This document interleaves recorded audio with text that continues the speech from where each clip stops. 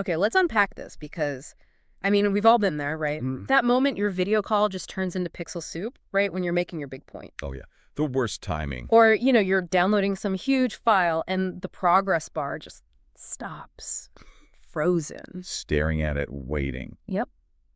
And my personal favorite, that maddening lag when you're trying to buy something online and the connection just blinks right at the worst possible time. It's incredibly frustrating, isn't it? It really is. And this stuff keeps happening, even though our networks are getting, exponentially faster. We're talking gigabits and beyond. The speeds are incredible on paper. Exactly. Yeah. But the truth is, even with all this raw speed, all this capacity, these issues like unpredictable latency or buffer bloat, jitter, they still plague every single network. Your home Wi-Fi, the huge global internet, all of it. They're persistent problems. And they're not just like minor technical hiccups, are they? Yeah. They profoundly impact your day-to-day experience. They can cripple critical applications. And collectively, they cost businesses serious money. What's even more perplexing, maybe, is that our current solutions, things like quality of service, QoS, or these really sophisticated congestion control algorithms. Even machine learning trying to predict things. Right. Even predictive ML. They often feel like they're just playing catch-up. Yeah. They're either reactive, right? Dealing with problems after they've already started. Or they're just stuck thinking about time in a very straight line, very chronological. Just seconds and milliseconds. Exactly. It seems to me that, well, maybe we're looking at the problem from the wrong angle entirely. Oh, so? Instead of constantly asking how fast we can push data, maybe the question should be, how smart can the network be? Specifically, how can it understand perfect timing? Perfect timing. Yeah. So this deep dive is really about introducing I think a revolutionary concept, Kairotic networking. Kairotic, like K-A-R-R-O-S. That's the one. Kairos comes from ancient Greek rhetoric. Yeah. And it's fascinating because it's not about the duration of time, those milliseconds and seconds we always measure. Okay. It's about the quality. Yeah. The opportune nature of a specific moment. The right time. The right time for an intervention, precisely. What's fascinating here is thinking, what if networks could actually recognize and act upon that perfect moment? What if they could become not just faster, but genuinely wiser? Okay, so this isn't just some, philosophical idea then. It's something we can actually build. That's the goal. So our mission today is to really dive deep into these Kairotic neural networks, or KNNs. Right. We're going to explore this whole paradigm shift, starting from those ancient roots you mentioned, all the way through to translating it into concrete network architectures, thinking about real-world applications, in your office network, maybe even the whole internet. And the challenges. Yeah. Definitely. And crucially, yes, the big challenges, both the technical ones and the ethical ones we absolutely have to grapple with. Yeah. We'll talk about how these ideas could actually be applied today, tackling the limitations we already face. And looking forward, what does scalability look like? What are the hurdles? Exactly, the hurdles that need clearing. Okay, so let's start by digging into that core problem, this idea that Chronos dictates our networks. Right, Chronos, the clock time. Our current network systems, they're almost entirely governed by this chronological quantitative time, aren't they? Completely. We obsess over milliseconds of delay, packets per second, gigabits of throughput. All the standard metrics. And look, these are obviously essential metrics. They measure raw capacity, raw speed. They've definitely driven incredible advances. No question. But, and this feels like the crucial point you're making, they tell us absolutely nothing about the quality of those moments or the significance. Exactly. They lack context. It's like, think of your car's speedometer. It tells you exactly how fast you're going, right? 60 miles per hour. Yep, a number. But it doesn't tell you if you're about to hit a wall. Or, more positively, if you're just about to have a chance to merge into a wide open lane on a jammed highway. It's just raw data, no interpretation of the situation. Right. And in networking, we actually see this limitation causing real problems, like TCP global synchronization. Ah, yes, that's a classic example. Can you unpack that a bit? What happens there? Well, essentially you have multiple different data flows, maybe from different users or applications. They all experience some packet loss around the same time, maybe due to a bit of congestion. Okay. Now, TCP, the protocol they're using, has a built-in reaction. When it sees loss, it slows down its sending rate. It does this based on its own little Chronos timeline. Right, try and ease the congestion. Individually, that seems sensible. Huh. But if everyone does it at roughly the same time because they all hit that congestion point, Everyone slams on the brakes. exactly, you get this collective, network-wide underutilization. The capacity is there, but nobody's using it effectively because they all backed off simultaneously. It's like network gridlock caused by everyone trying to be individually polite based on their own clock. So optimizing for individual speed or reacting individually in time actually makes the whole system worse. Precisely. Yeah. It's a perfect example of how optimizing for pure speed, for Chronos, can be counterproductive to overall efficiency. Speed isn't always smart. Wow, okay. And this is exactly where Kairos comes in, offering a completely different lens. The aha moment, you called it. If Chronos is the steady tick-tock of the clock, Kairos is about that opportune moment. It's qualitative, it's relational time. So not how much time, but the nature of the time. Exactly. The nature of the moment itself, the right time to act to the biggest positive impact. What's really intriguing is how Kairos pulls together these different threads: timeliness, appropriateness, context, urgency. There's a great quote. It's something like the passing instant when an opening appears, which must be driven through with force if success is to be achieved. Wow, that's quite dramatic, a fleeting window. It is. It's about a critical juncture, a window of opportunity that might just vanish if you don't seize it. So how does that translate to networks? What does seizing the moment look like for a router or a switch? Well, it means a truly intelligent network needs to go beyond just reacting faster, or even just predicting the likely future based on past trends. It needs to develop a sensitivity to Kairos.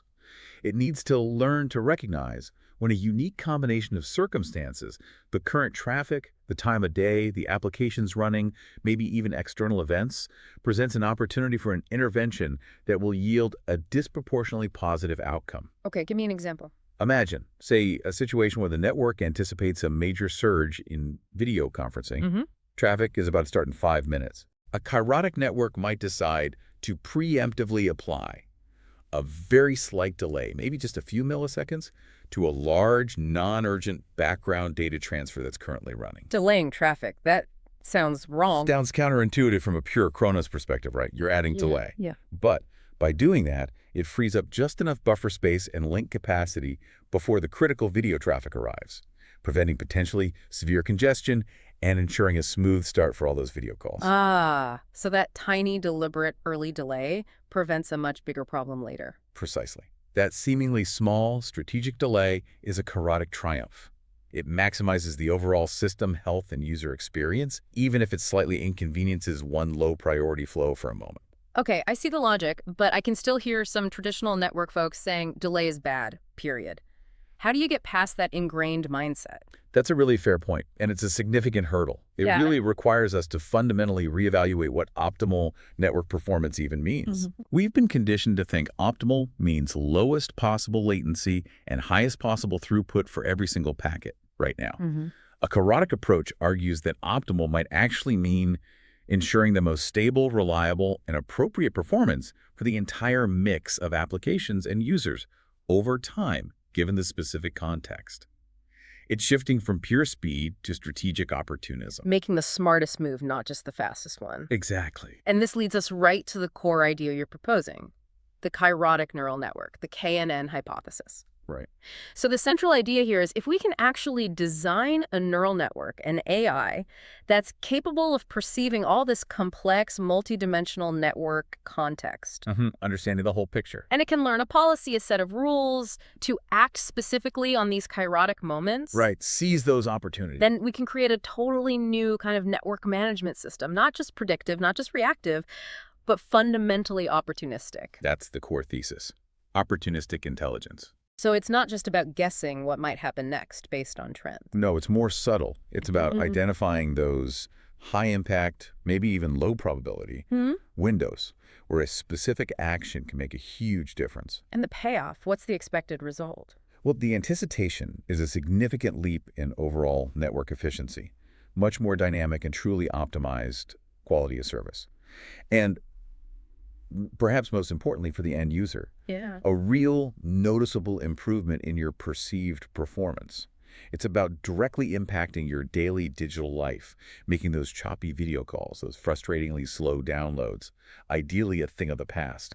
Not just because the pipe is faster, but because the network managing it is wiser. Wiser networks. I like the sound of that. Okay, so stepping back a bit, if we want to actually build this to make Kairos something a machine can work with, we can't just leave it as this cool philosophical concept. Right, need to make it concrete. Exactly. We need to break it down computationally. Kairos isn't just one thing, it's a composite idea. We've identified 4 key pillars, let's say, that help translate this ancient wisdom into something a network algorithm can understand and act upon. 4 pillars. Okay, what are they? First up is timeliness and urgency. Okay, that sounds fairly straightforward for networks. It is, in a way. In rhetoric, it's about seizing that fleeting opportunity, acting when time is critical. For a network, this translates pretty directly to prioritizing traffic that's sensitive to latency and jitter. Like video calls, VoIP. Exactly. Your video frames, your voice packets, and a call. For that kind of traffic, even a few milliseconds of extra delay can make the data completely useless, right? You get glitchy video, broken audio. Yeah, definitely. How do we measure that? How does the network know? We have quantifiable metrics. There are things like packet header QoS flags, you might have heard of DSCP, differentiated services code point. Vaguely familiar. It's like a tag on the packet. Exactly. A small marker in the packet's header telling network devices, hey, this one's important, helps prioritize it. There's also 802.1p, which is similar but works at the Ethernet layer. Okay. We can also look at application layer metadata. Maybe the application itself signals this is a critical video frame. Plus, of course, real-time measurements of jitter and latency, and even deadline information that an application might provide directly. Got it. Timeliness and urgency. Pillar 1. What's next? Pillar 2 is appropriateness and decorum. Decorum. In a network. Yeah, it sounds a bit formal, but the idea is critical. It means the right action always depends on the specific context and circumstances. A control policy can't just be static, one size fits all. Makes sense. So, for example, maybe aggressively grabbing all available bandwidth for your big file transfer is perfectly appropriate at 3 a.m. when the network is empty. Sure. But doing that same thing at 10 a.m. during peak hours, when everyone else is trying to make video calls, that would be completely inappropriate, disastrous even. Right. Bad decorum for the network. Exactly. So this pillar is about adhering to the established quality of service policies, security policies, maybe selecting different routing protocols based on the current network state, not just a fixed setting. And how do we quantify appropriateness? We can look at things like a policy compliance score. Is the network actually following its own rules? We can measure network stability. Are routes flapping constantly? We might consider energy consumption constraints or the overall security posture level. It's about acting suitably for the situation. Okay. Appropriateness. Pillar 2. What's number 3? Number 3 is context and situation. This maps closely to what rhetoricians call the rhetorical situation. Which means? It's about having a truly holistic awareness of the entire environment. Who's the audience? The users, the applications, what's the purpose, what are they trying to achieve, the place, the network topology, the time of day, day of week, even cultural or historical events. Wow, that's broad for a network. It is. For a network, this means building a comprehensive real-time model of the entire network state, not just one link, but everything. So what goes into that model? The physical and logical topology, the map. Current traffic patterns everywhere, time of day, obviously. Right. Application signatures, identifying what applications are running, maybe using deep packet inspection, DPI. TPI, looking inside the packet. Yep, analyzing the data payload, within privacy limits, of course, to see if it's Netflix or Zoom or a database query. Plus, historical user behavior patterns, and maybe even feeds about external events. Is it a public holiday? Is there a major online gaming tournament starting? All of that builds the context. I have a lot of data. Okay, Yeah. Context and situation. Pillar 3. And the last one. Finally, pillar 4 is balance and right measure. This comes from that ancient Greek idea of harmony, equilibrium. Finding the middle ground. Exactly. Wise moderation, avoiding extremes, not being too aggressive, not being too passive. Okay, and in network terms. It means dynamic resource allocation that steers clear of wasteful over-provisioning, giving way more bandwidth than needed, but also avoids performance killing under provisioning. It's about smart traffic shaping that can smooth out those sudden bursts of data without adding too much latency. Finding that sweet spot. How do you measure balance? We can look at resource utilization efficiency. Are we using, say, 80% of the link capacity effectively? We monitor Buffer occupancy levels are queues getting too full, leading to buffer bloat. Ah, buffer bloat, that Yeah, killer of responsiveness. precisely. We also track the packet drop rate versus the queue length, and we can use fairness indices, like Jane's Fairness Index, to quantify how equitably resources are being shared among different flows or users. Okay, so timeliness, appropriateness, context, and balance. Those are the 4 pillars. That's the framework. Now, here's where it gets really interesting for me. These things must pull in opposite directions sometimes, right? Absolutely. They're often in tension. That's a critical point. Like, if you go all in on timeliness for one critical application, you might completely mess up the balance for everyone else. Exactly. Or acting with maximum urgency might violate appropriateness if it breaks a security policy. So, a Kairotic network isn't just trying to max out one of these pillars. No, not at all. It's fundamentally dealing with a multi-objective optimization problem. It has to learn how to navigate these complex trade-offs. Find the best compromise. Or rather, find the action that maximizes some kind of weighted function of all these factors combined. The goal isn't just to be fast, or just to be fair, or just to be stable. It's to find the action that is maximally opportune, considering all these dimensions simultaneously. So we're basically asking the network to become this incredibly sophisticated situational expert. That's a great way to put it. It needs to understand the why and the when, not just the how fast. And this detailed lexicon you've just laid out, these 4 pillars, that's the crucial bridge, isn't it? Taking this abstract idea of Kairos and making it something we can actually compute, something we can build into an algorithm. That's the foundational bridge. Exactly. From the abstract to the concrete, making Kairos computationally tractable for our modern networks.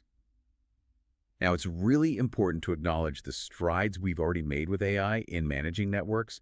There's been amazing progress. Right. We're not starting from zero. Not at all. The advancements generally fall into 2 main camps: predictive models, trying to forecast the future, and adaptive control systems, reacting intelligently to the present state. Okay. Tell me about the predictive side first. On the predictive front, we have tools like graph neural networks, GNNs. These are really powerful because, well, networks are graphs, right? Nodes and connections. Nice. GNNs, especially these things called spatiotemporal GNNs or STGCNs, are specifically designed to understand that network map, the spatial part, and also how traffic flows and changes across that map over time, the temporal part. They're good at capturing those complex dependencies. They give you the where things are happening and how it connects. Okay. And other predictive tools. We also use recurrent architectures, things like LSTMs or GRUs. These are really good at learning patterns in time series data trends, seasonality, like maybe traffic always peaks at 5 p.m. on weekdays. They provide the chronological when, forecasting likely future states based on how time usually unfolds. So GNNs for the where and recurrent networks for the when. Kind of, yeah. They work together often. Then on the adaptive control side, we've got reinforcement learning, or RL. Right. RL's huge in AI generally. It is. And in networking, you have an RL agent, an algorithm that learns the best policy, the best way to act by actually interacting with the network environment. It takes an action, sees a result, gets a reward or a penalty, and learns over time. Learning by doing, essentially. Exactly. Learning to act optimally within the network based on feedback. And the simpler form of RL sometimes used is multi-armed bandit algorithms, or MAs. Like the slot machines. Sort of. It's about choosing between several options when you don't know which one gives the best reward. In networking, this is relevant for things like SD-WAN path selection. Should I send traffic over the reliable but expensive MPLS link, or the cheaper but maybe less reliable broadband link? MABs help balance trying out options, exploration, versus sticking with what seems best now, exploitation. Okay, so we have predictive GNNs and LSTMs and adaptive RL and MABs. Sounds pretty sophisticated. So what's the problem? What does this all mean for our current AI? Are you saying they're just not good enough? It's not that they're not good, they're incredibly powerful. But I'd argue they're essentially just faster Chronos, rather than truly wiser Kairos. Faster Chronos. Okay. What's their biggest blind spot then, even with all this tech? The fundamental limitation is that they are still bound by Chronos, by that linear clock time. How so? Well, take the predictive models. They're fantastic at forecasting the likely scenarios based on analyzing past patterns. If traffic usually goes up at 5 p.m., they'll predict that. But they are inherently poor at identifying those really unusual, low probability but potentially high impact events. Those black swan moments, or just unique combinations of factors that create a true Kairotic opportunity. a moment where a specific, maybe non-obvious action could have a huge positive effect. They give you a forecast, but they don't really capture the significance of that forecast or tell you the truly optimal action in that unique context. They predict the storm, maybe, but not the perfect moment to reef the sails. That's a great analogy, yes. And similarly, the adaptive models, like RL agents, they learn to react optimally to the current state, which is great, but often means they're reacting after a crisis has already started brewing. Reacting to the congestion once it's there. Exactly. They're not explicitly designed to identify that preemptive moment, that opportune instant before the crisis really hits, where a small early intervention could prevent a much larger failure down the line. So that's the critical gap. That's the gap.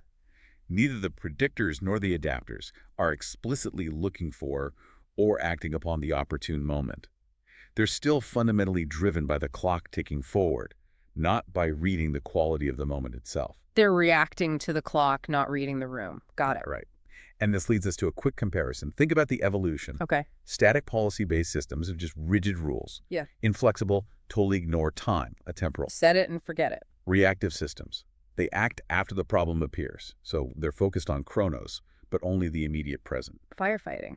Predictive models. They look at the near future based on Chronos, but they can miss those crucial, rare, high-impact events.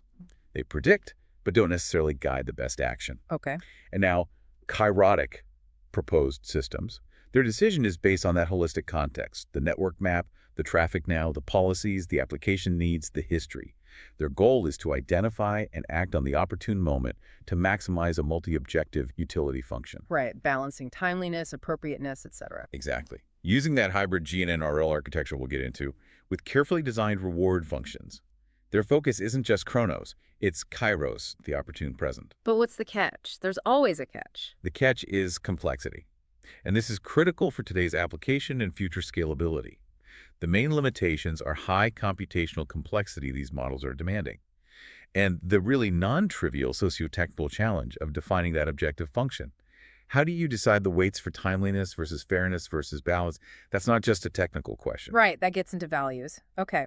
This sets the stage perfectly for digging into how we might actually build and train one of these KNNs and tackle those challenges. All right, let's dive into the nuts and bolts then. How would this Kairotic neural network, this KNN, actually work under the hood? You said it's not just one big black box. Exactly. The design philosophy is inspired by that rhetorical decision-making process.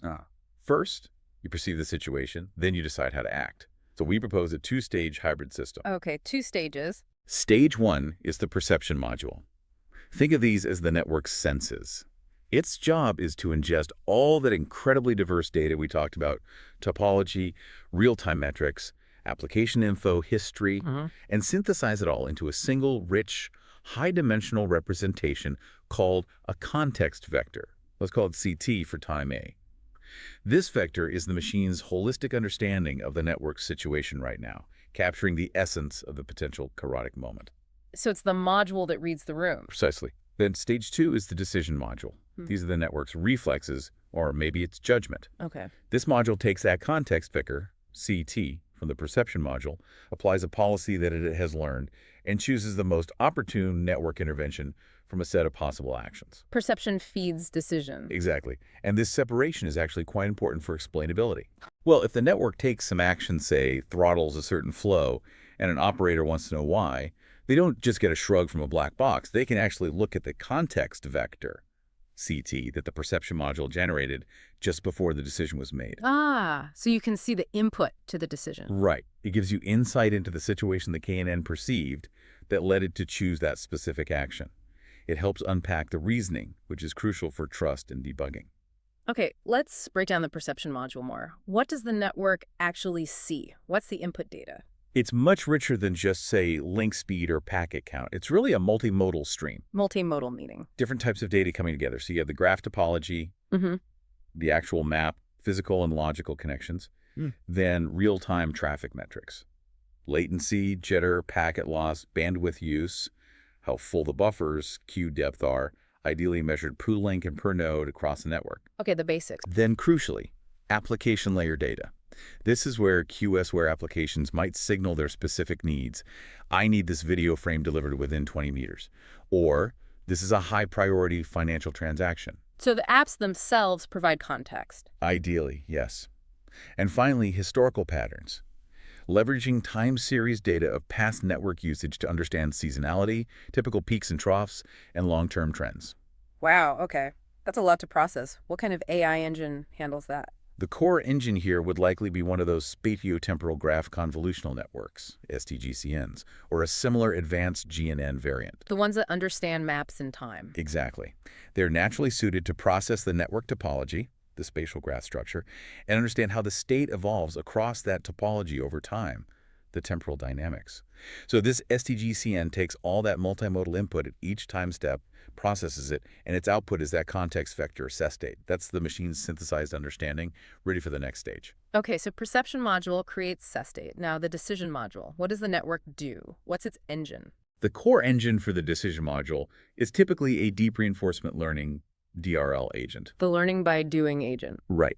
Depending on the specific task, it might be something like a deep queue network, DQN, if the possible actions are discrete, like prioritize flow A, drop low priority packets, or maybe a more advanced actor critic method like proximal policy optimization, PPO, if the actions are continuous, like set bandwidth limit to X Mbps. And what does this DRL agent see? What's its input?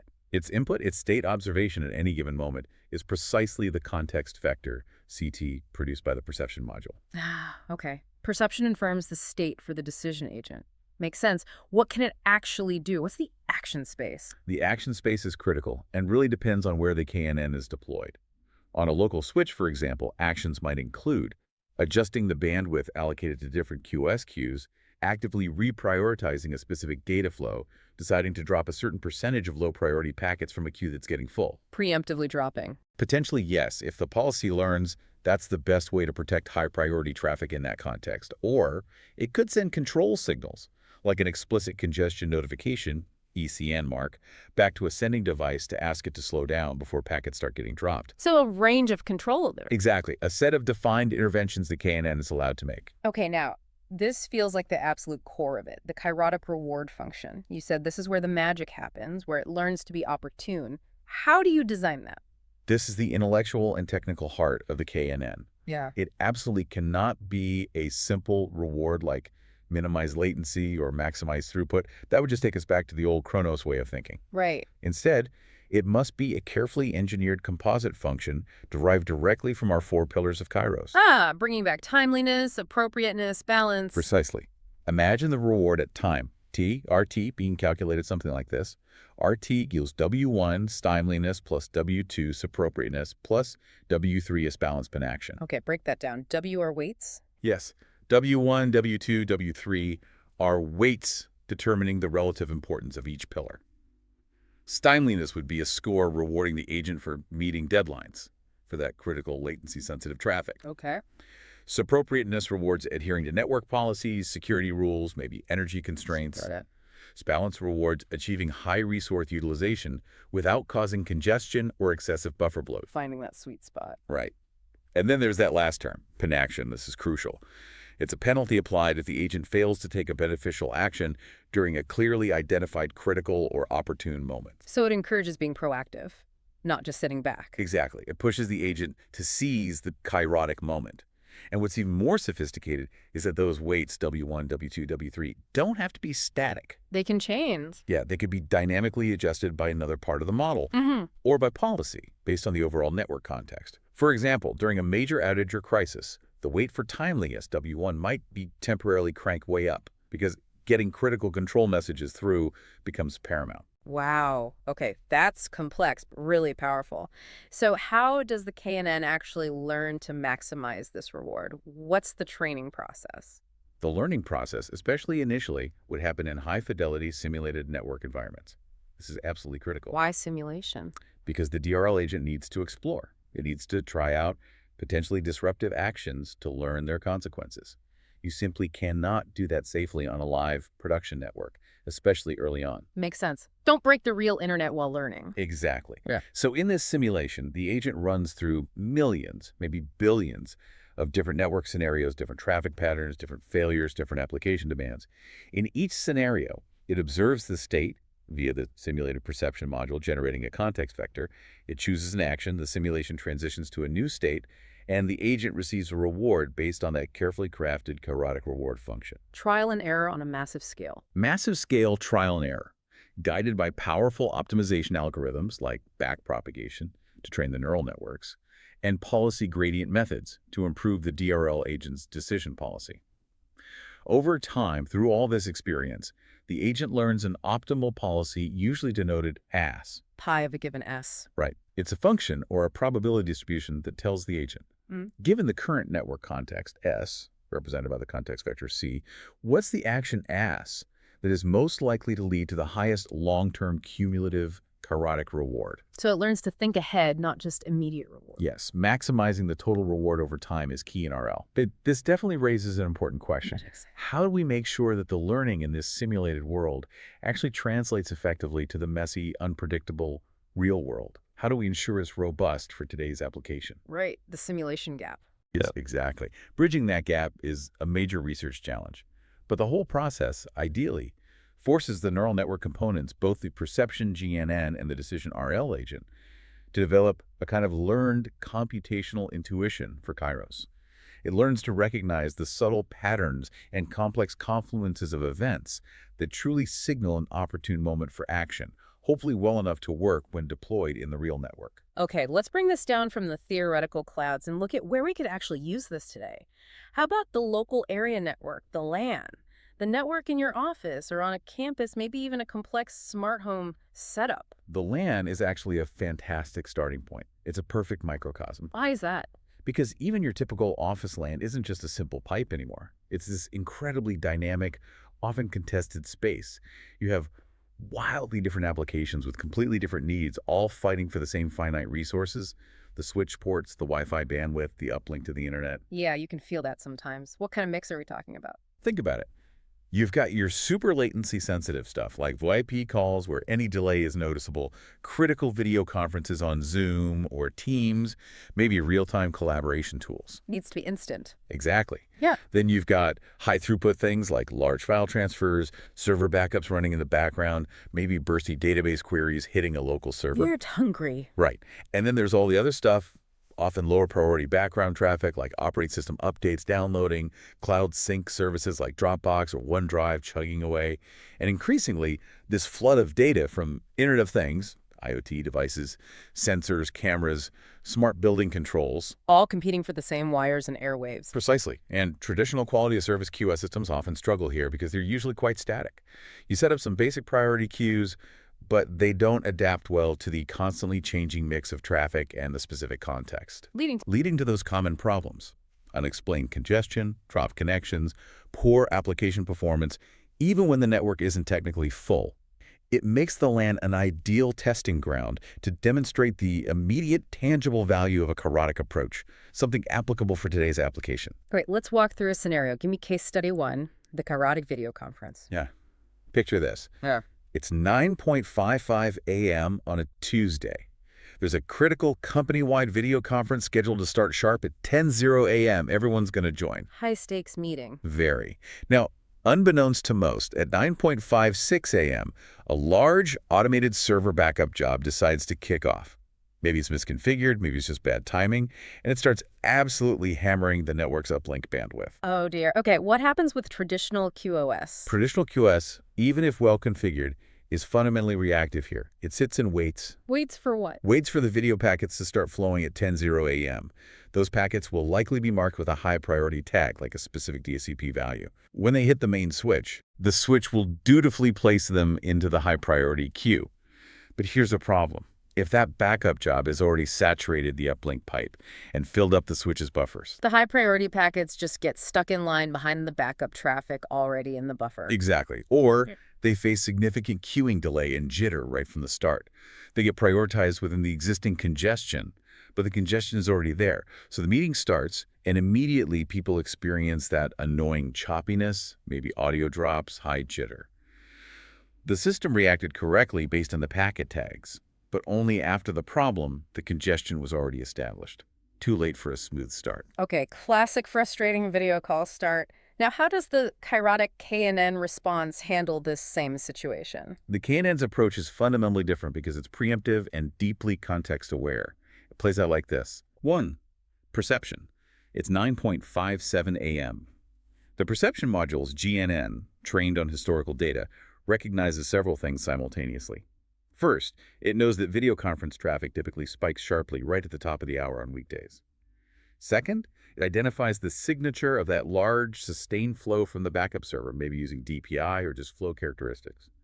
Third, maybe it even has access to calendar integration data signaling a company all-hands meeting at 10:000. Wow, pulling all that together. Right.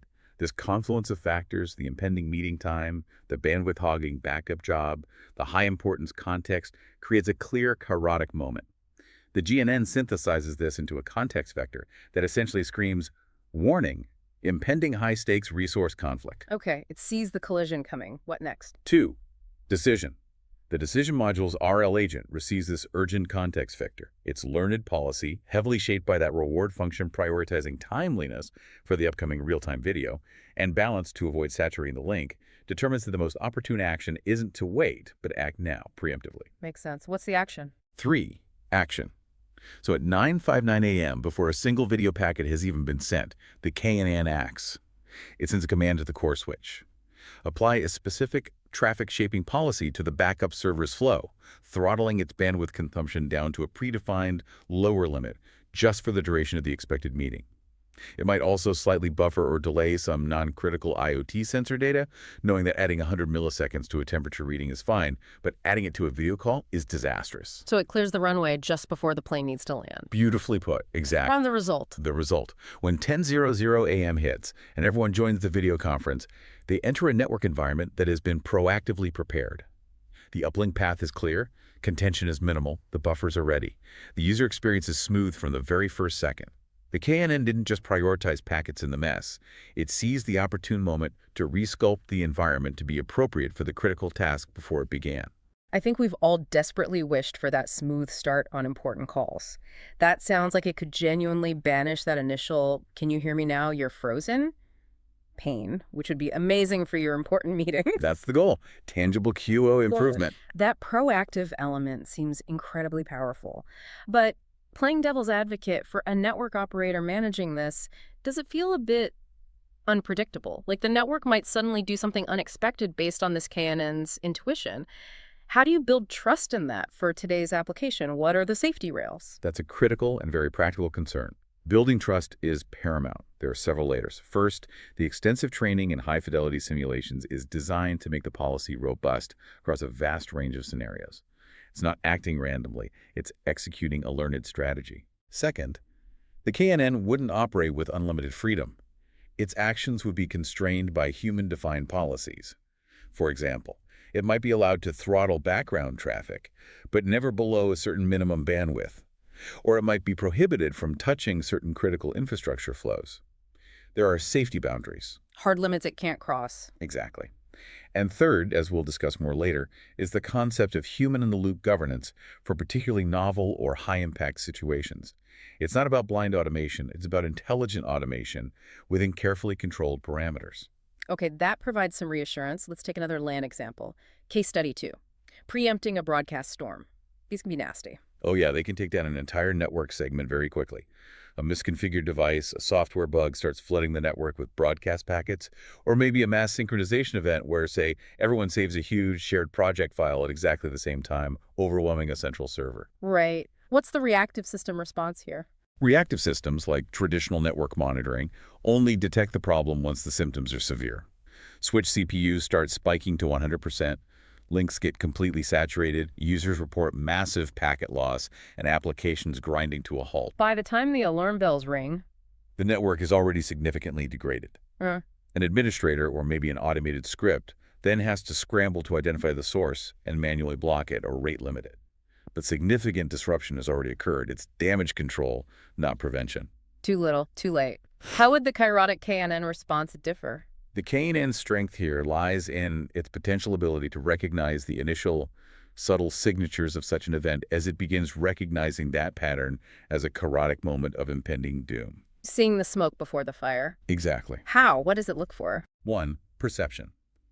Through its training on past data or sophisticated simulations, the perception module has learned to identify the specific spatiotemporal pattern that signals the onset of a broadcast storm or a dangerous synchronization event.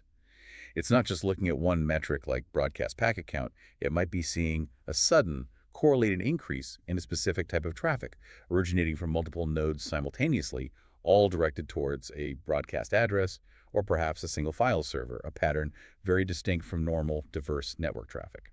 Okay, it recognizes the unique signature of the problem starting. Due decision. The RL agent receives the context vector capturing this dangerous pattern. It recognizes this as a high-threat state. Its reward function heavily penalizes things like widespread packet loss and high-switch CPU load, indicators of network meltdown.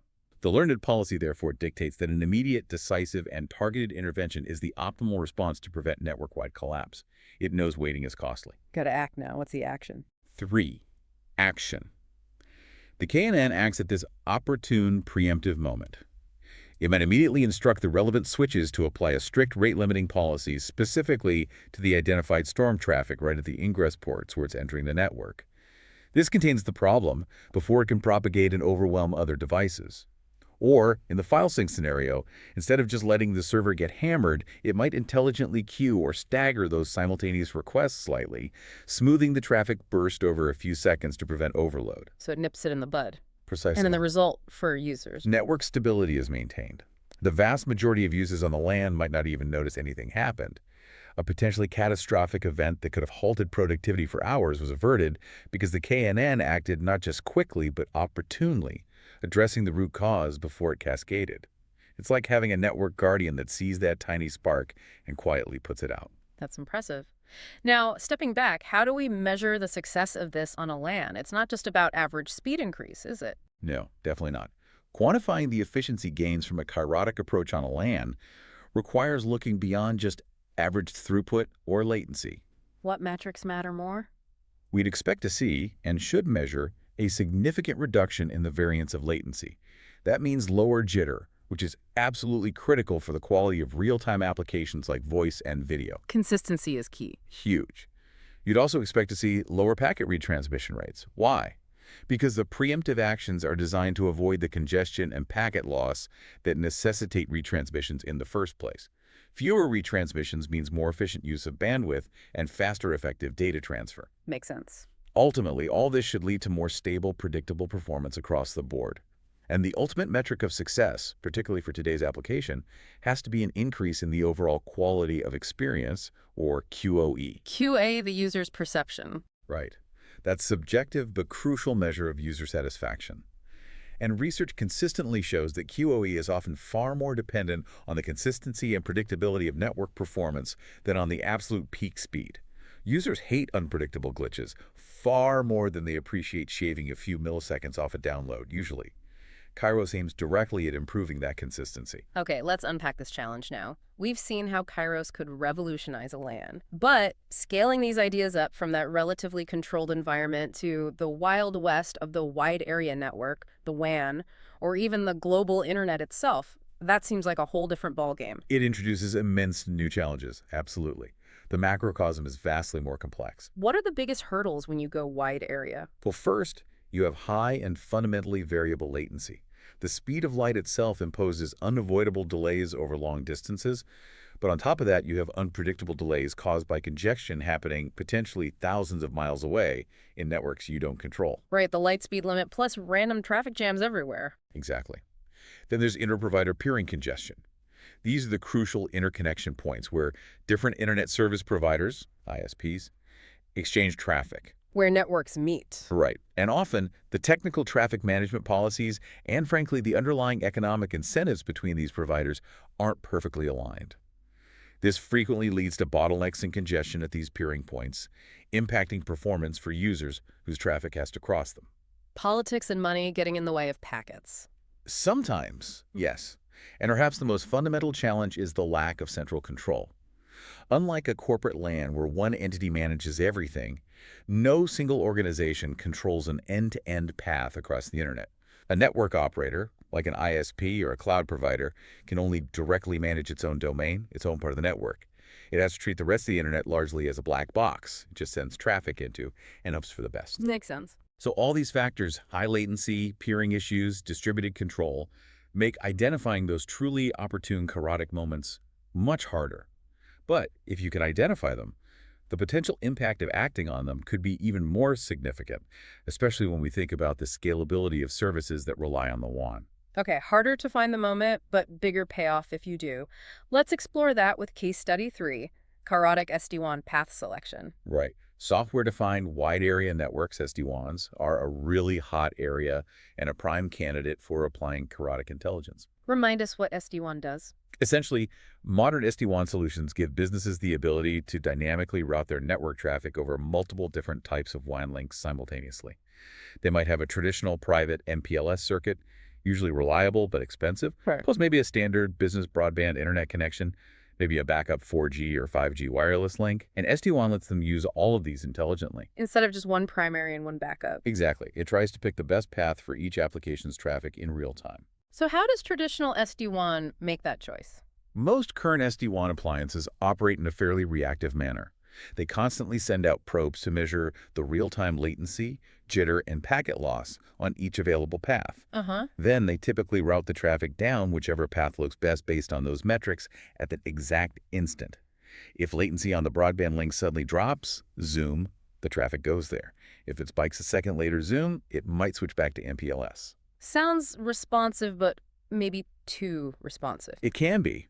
This constant rapid switching based only on instantaneous conditions often leads to path flapping. The traffic bounces back and forth rapidly, and for applications that maintain a persistent connection state, like a VPN tunnel or a long file transfer, this flapping can actually degrade performance or even break the connection.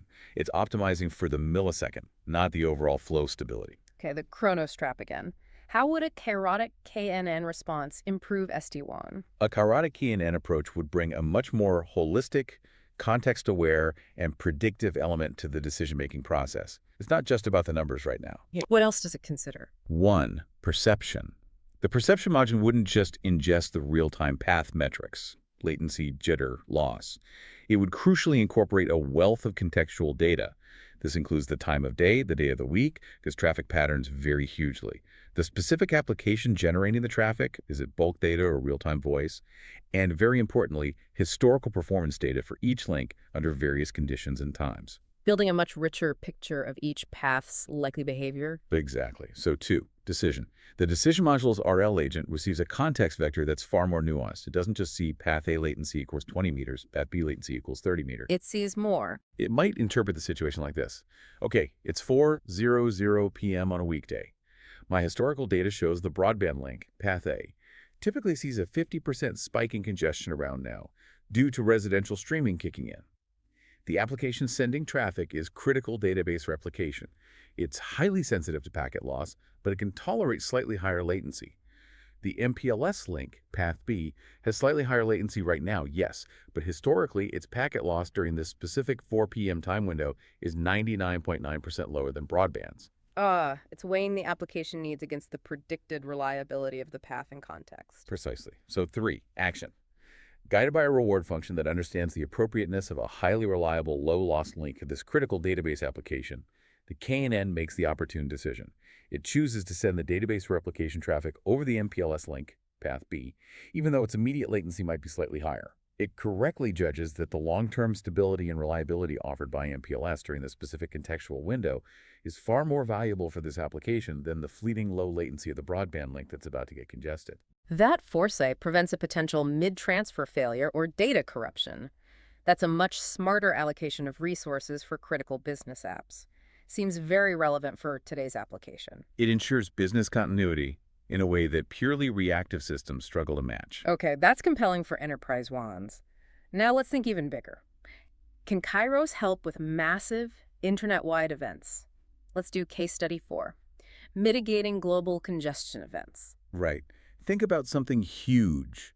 The global launch of a massively popular online video game, or a piece of news going incredibly viral worldwide, or a major operating system pushing out a huge update to millions of devices simultaneously. Events that generate sudden, enormous spikes in internet traffic. Exactly. These can lead to cascading congestion across peering points and backbones, degrading performance not just for the users accessing that specific content, but for a wide range of unrelated internet services that happen to share the same overloaded paths. Collateral damage. What's the current internet response to these surges? It's largely decentralized and reactive, governed by protocols like BGP for routing and TCP for flow control.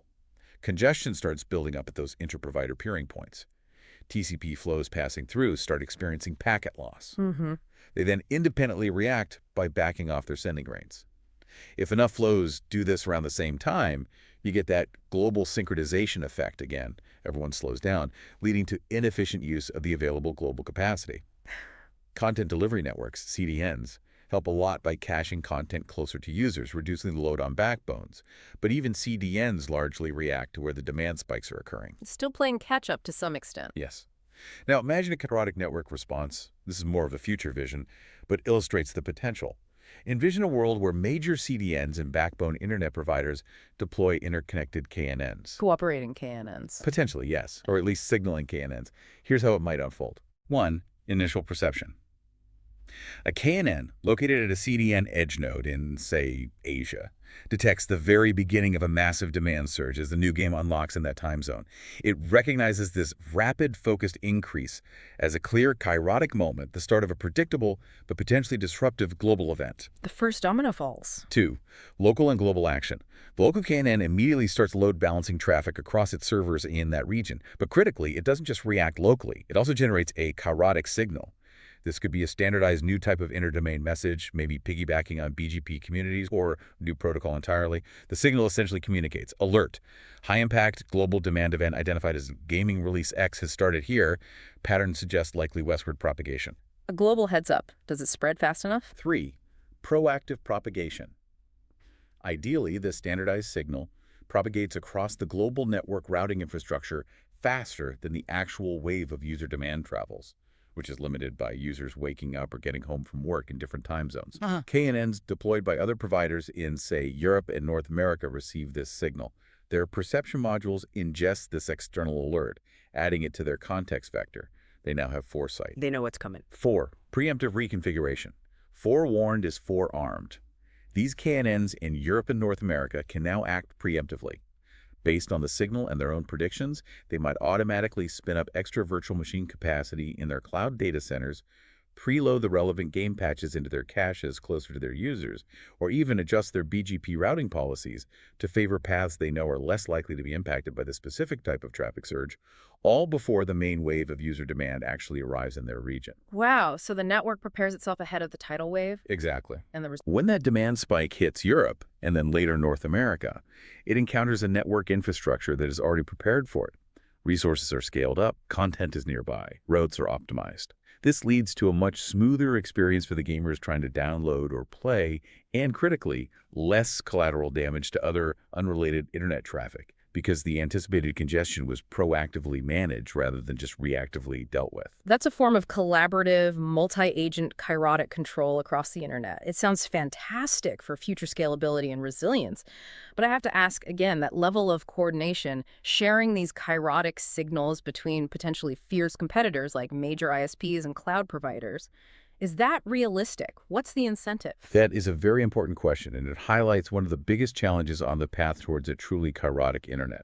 The vision is compelling. A more resilient, self-regulating global network with a kind of collective intelligence, able to anticipate and gracefully adapt to large-scale shifts in demand in a way that's impossible today. It represents a profound shift from today's model, where each network provider mostly optimizes just its own little piece of the puzzle, single domain optimization, to a much more complex multi-agent reinforcement learning MRL environment. Getting multiple independent competing agents, the KNNs run by different providers, to learn cooperative strategies is a huge research challenge in AI. How do you get them to play nice? It would require entirely new technical frameworks for inter-provider negotiation, signaling, maybe even data sharing. And beyond the tech, it requires aligning the economic and trust incentives. Why should one ISP share a signal that might help its competitor handle traffic better? That requires new thinking about governance, standards, and maybe even regulatory frameworks. So yes, it highlights immense scalability potential, but also very significant challenges, both technical and socioeconomic. So, okay, this all sounds incredibly powerful, both on the LAN and potentially the WAN. But let's be realistic. Moving from this exciting concept of kairotic neural networks to actually deploying them widely is clearly a massive engineering undertaking. It's got to come with some serious hurdles, especially thinking about today's application and long-term scalability. Absolutely. The path from concept to reality is steep. There are major technical and implementation challenges to overcome. Let's break them down. What's first? First and foremost probably is data acquisition and quality. You know the saying in AI, garbage in, garbage out. Right. The model is only as good as its training data. Exactly. Yeah. And KNNs, to learn to identify these subtle, opportune moments, would need absolutely vast amounts of high-quality, diverse, and, importantly, labeled data. Data that captures a huge range of network states, traffic mixes, application behaviors, and correctly identifies when a kairotic opportunity existed. And real-world network data is messy. Notoriously so. It's often noisy, incomplete, spread across different monitoring systems that don't talk to each other, and has privacy restrictions. Getting accurately labeled data where someone or something has reliably said, yes, that was an opportune moment for action X, is incredibly difficult for today's application. It likely requires very sophisticated simulation environments to generate synthetic labeled data, or maybe extensive, costly human-in-the-loop annotation efforts. It's a big bottleneck. Okay, data is hurdle number one. What else? Next up is computational complexity, that hybrid GNNRL architecture we described. It's powerful, but it's also computationally very intensive. Needs a lot of processing power. A lot. Training these models would require access to massive GPU clusters and potentially weeks or months of computation time. That's a barrier for development. But even more critical for today's application is the inference time. How fast it can make a decision once it's trained. Exactly.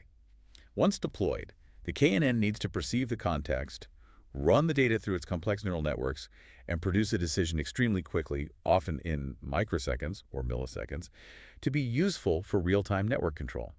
A decision that arrives too late is, by definition, not kairotic. Right. The moment has passed.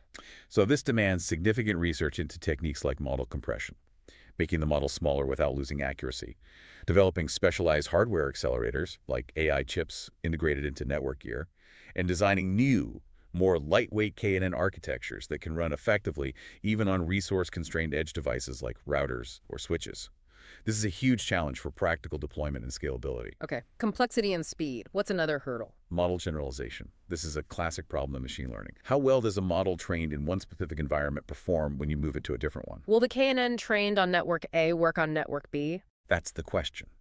A KNN, meticulously trained on the unique traffic patterns, topology, and application mix of, say, one large enterprise network might not generalize effectively to another company's network, or even to the same network after a major upgrade. This domain shift problem is significant.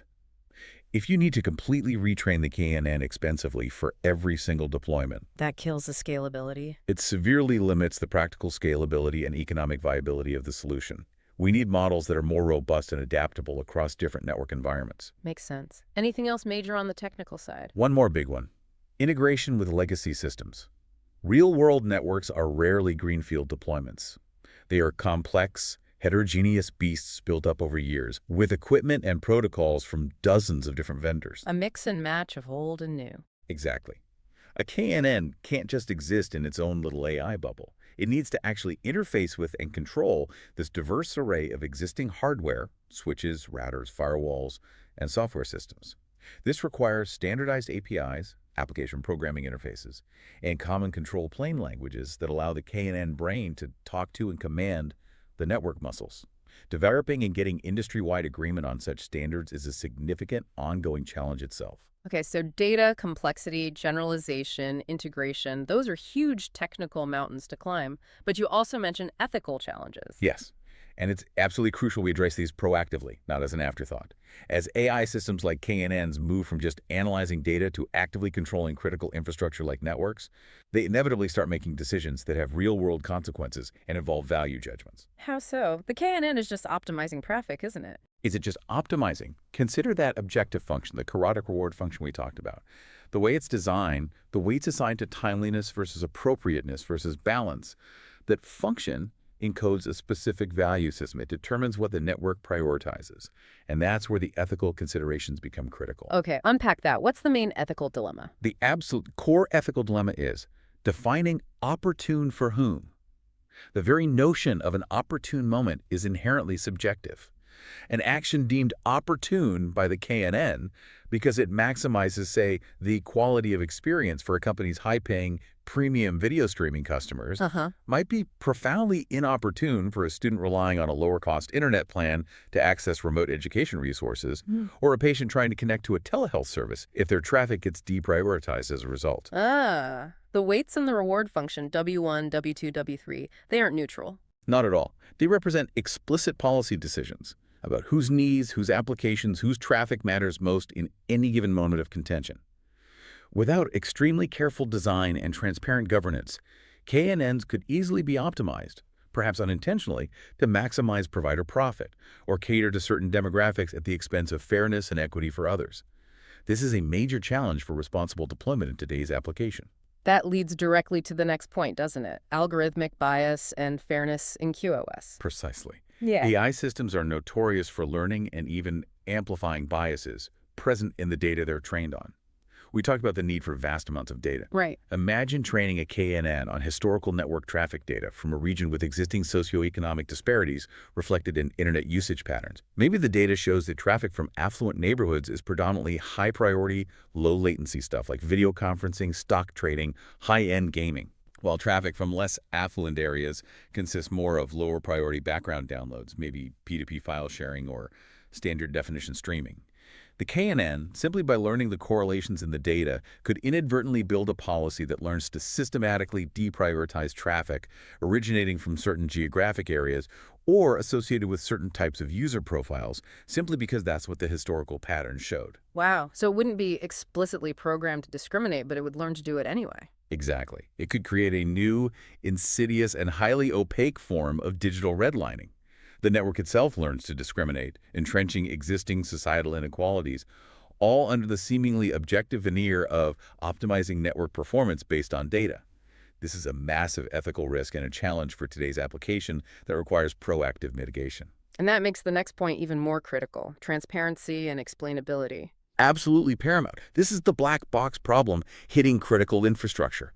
If your internet connection suddenly gets throttled or your critical application starts performing poorly, you have a right to understand why. Yeah, definitely. If the only answer available is, well, the Kairotic neural network determined it was the most opportune moment to reallocate resources based on its complex internal state and learned policy, that's simply not acceptable. Not helpful. It's not helpful. It erodes user trust, and it makes accountability impossible.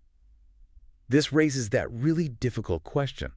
If a KNN makes a decision that turns out to be biased or unfair or causes harm, who is ultimately responsible? The developers who wrote the code, the network operators who deployed it, the regulators who perhaps didn't foresee this issue. Without the ability to audit the decision-making process and understand why the KNN did what it did, we can have meaningful accountability. Okay, these are profound ethical challenges sitting right alongside the technical ones. It sounds like we can't just build this technology and hope for the best. We need strategies to address these ethics head-on if this is ever going to be deployed responsibly and achieve scalable adoption. Addressing the ethics isn't optional. It's a prerequisite for responsible deployment and achieving that future scalability. Ignoring them will lead to failures, backlash, and ultimately hinder adoption. So what are some proposed mitigation strategies? How can we build more ethical KNNs? It requires a multi-layered approach, combining technical solutions with robust governance frameworks. One key technical strategy is building fairness-aware reward functions. Changing the heart of the KNN, the reward signal. Exactly. Instead of just rewarding efficiency or timeliness, we explicitly engineer the reward function to also reward fairness, or at least penalize unfairness.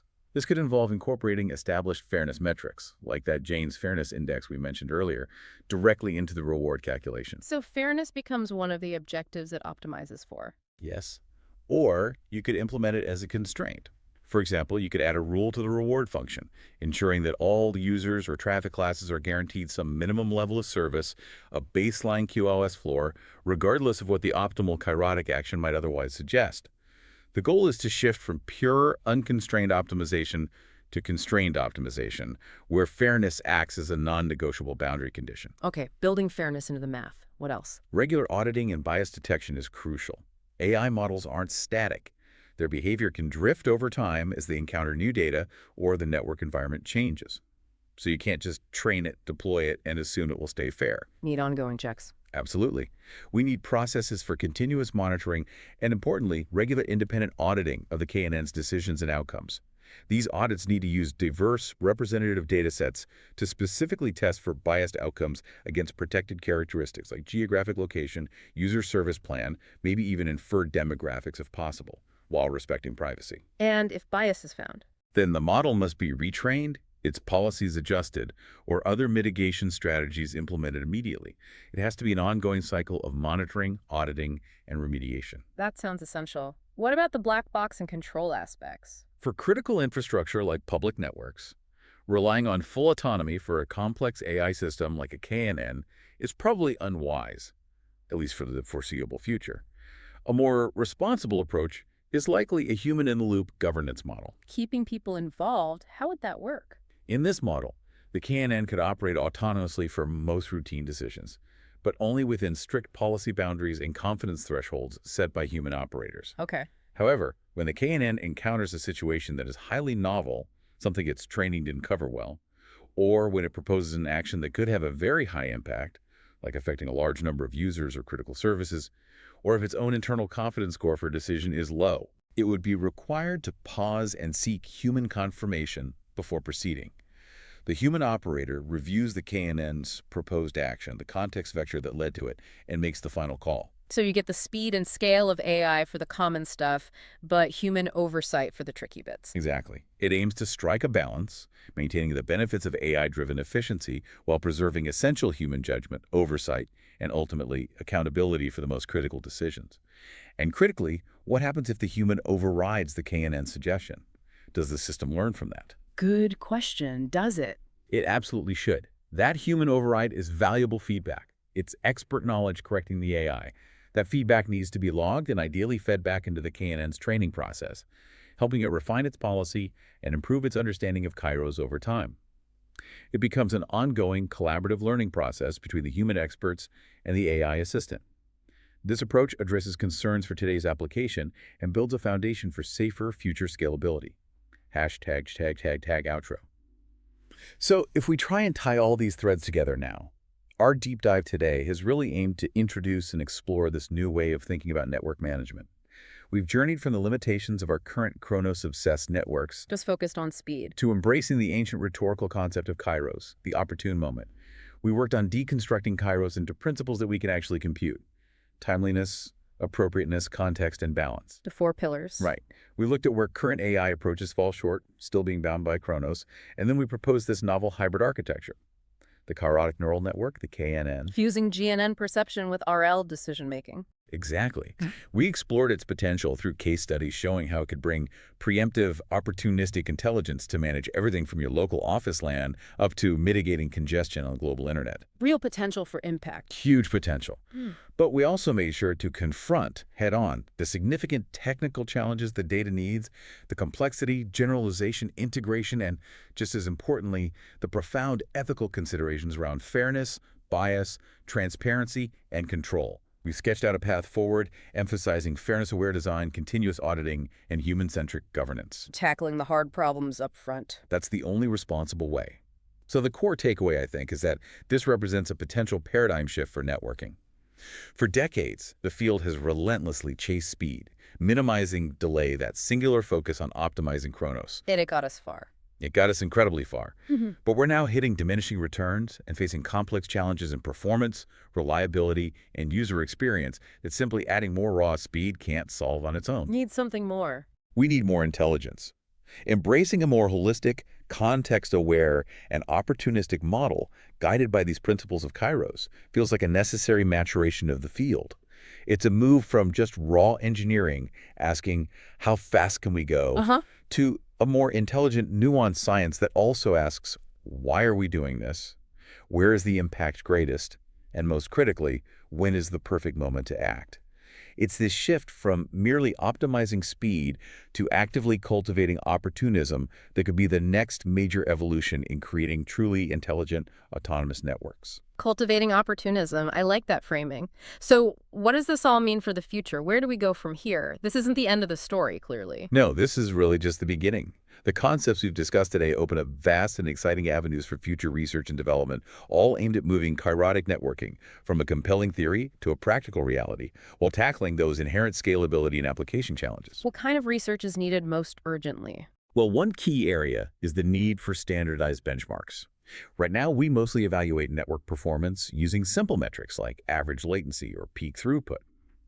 To really test and compare different Kairotic approaches, we need new, more sophisticated benchmarks that capture these complex, multi-objective scenarios.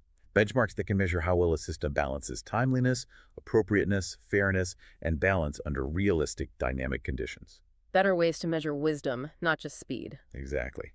We also desperately need more work on lightweight and edge-native architectures. That computational complexity we discussed is a major blocker for today's application. So, research into model compression techniques like quantization or knowledge distillation, developing more efficient GNN and RL algorithms, and designing hardware-aware models is crucial for creating KNNs that can actually run effectively on the resource-constrained routers, switches, and access points at the network edge. That's key for scalability. Bringing the intelligence closer to the action. What about the internet scale? For scaling Kairos to the whole internet, multi-agent reinforcement learning, MRL, is absolutely essential. Figuring out how to get multiple KNNs, potentially operated by competing companies, to learn stable, cooperative policies for exchanging traffic, sharing those Kairotic signals we envisioned, and coordinating actions without causing instability. That's a huge and fascinating research frontier. Learning to cooperate. Yes.